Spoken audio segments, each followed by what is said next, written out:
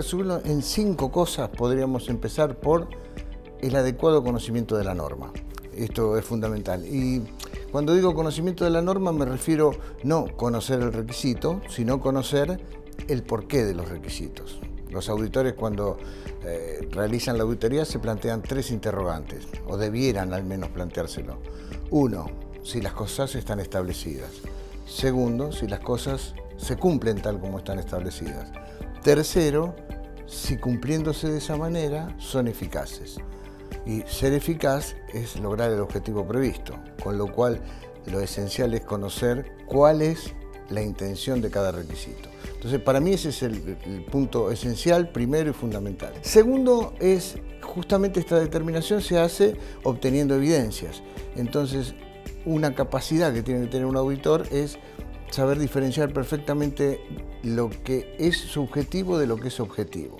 Desprenderse de su subjetividad y poder determinar a partir de evidencias objetivas. La tercera cosa sería que justamente todo esto lo obtiene en relación interactuando con personas, para lo cual es esencial que ese auditor tenga una muy buena capacidad de relación interpersonal, saber cómo manejarse. Todos sabemos que en una organización hay distintos niveles socioculturales, lo que implica formas de ver las cosas distintas, lenguajes distintos. Entonces el auditor tiene que tener una flexibilidad, una adaptabilidad a todos esos niveles. La cuarta sería la comunicación. Entonces un auditor líder debiera tener una gran facilidad de comunicación oral y escrita.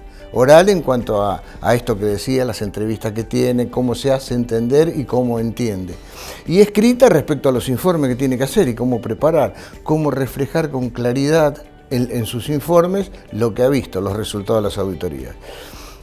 Y la última diría, si estamos hablando de auditor líder, la que implica ser un líder. O sea, que esto lo podemos ver desde el punto de vista de cómo organiza las tareas dentro del equipo, cómo las distribuye, cómo sabe equilibrar adecuadamente las fortalezas y debilidades que tiene su equipo. Eso me parece que, sintetizando, sería lo principal.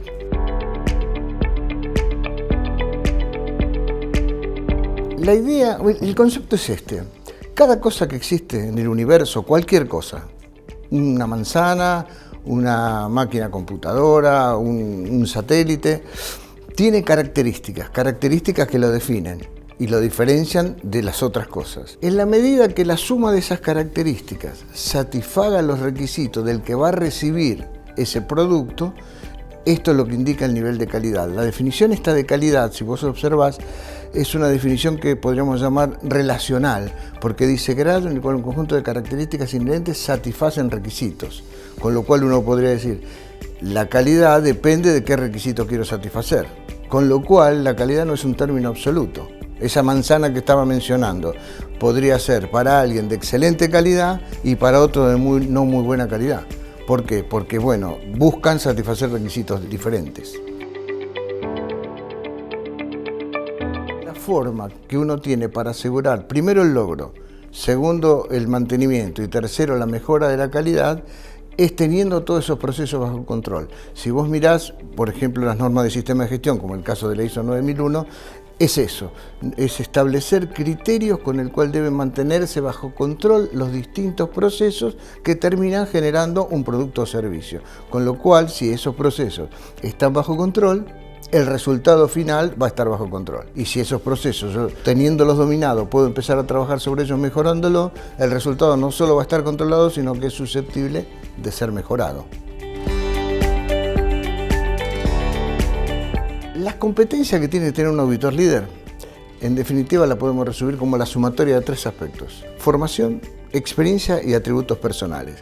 La formación se logra a través de una adecuada capacitación, una buena capacitación, atendiendo temas que ya hemos tratado. La experiencia se logra comenzando a rodar y los auditores justamente empiezan siendo observadores, participando como auditores auxiliares, acompañantes, y recién al final logran ser auditores líderes. Y los atributos personales, que esos vienen con la persona, que por supuesto no quiere decir que no se pueden trabajar y mejorar.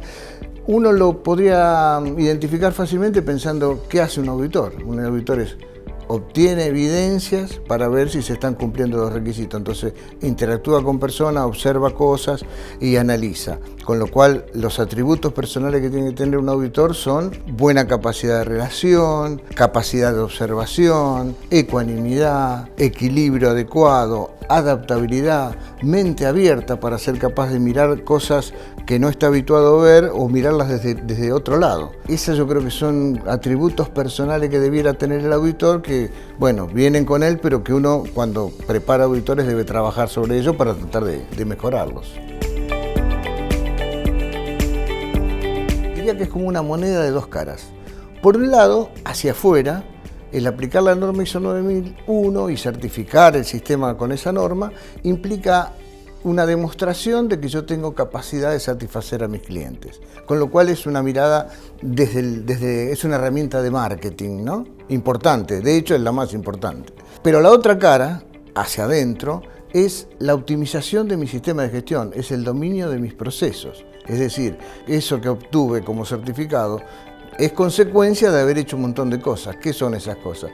Haber identificado cuáles son los procesos que inciden sobre la calidad y plantear medidas para que esos procesos estén controlados. Con lo cual yo voy a tener un sistema de gestión equilibrado, manejado y mejorando.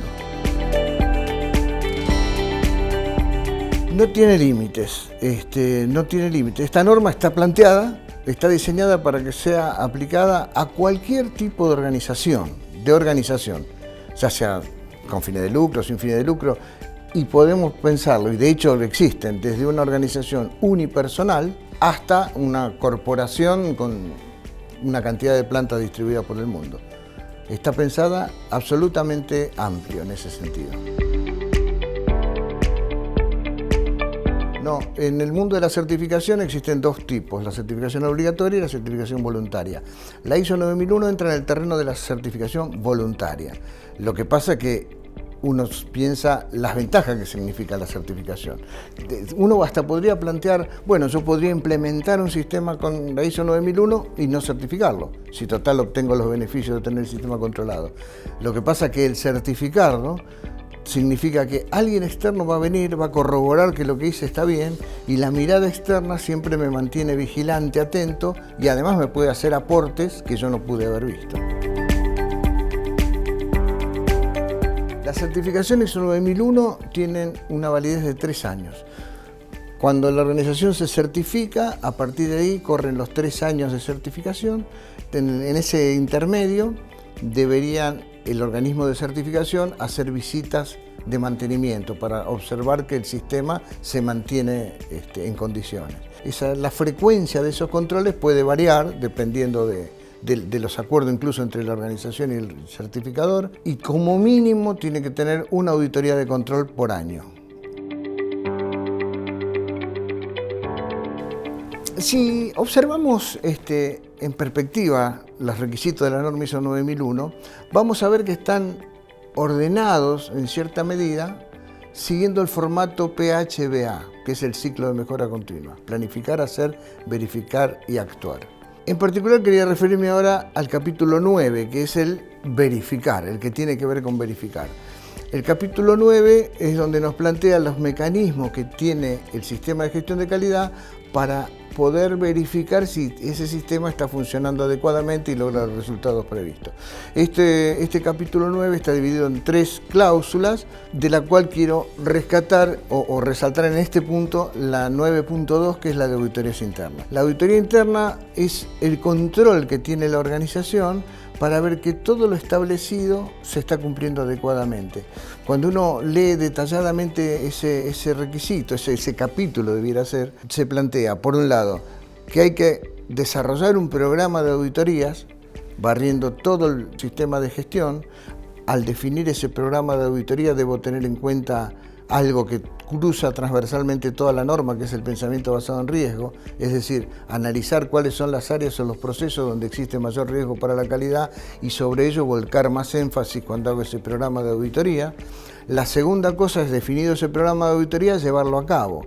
¿Y llevarlo a cabo por quién? Por auditores que tienen que tener una determinada competencia. hemos conversado respecto a las competencias que tienen que tener los auditores, dado que no cualquiera tiene la capacidad para poder efectuar eficazmente una auditoría. Durante esa auditoría lo que se determina es si todo lo exigido por la norma está establecido, todo lo establecido se está cumpliendo, y si cumpliéndose así, se logra la eficacia prevista. La eficacia prevista desde el punto de vista de los resultados esperados por la norma y los resultados esperados por la propia organización. El resultado de las auditorías internas deberían ser, por un lado, una información hacia la dirección para transmitirle cómo se está comportando el sistema de gestión de calidad instalado, y por otro lado hacia el sector auditado para marcarle las debilidades que se pudieron encontrar para que se trabajen con ella en una pronta resolución.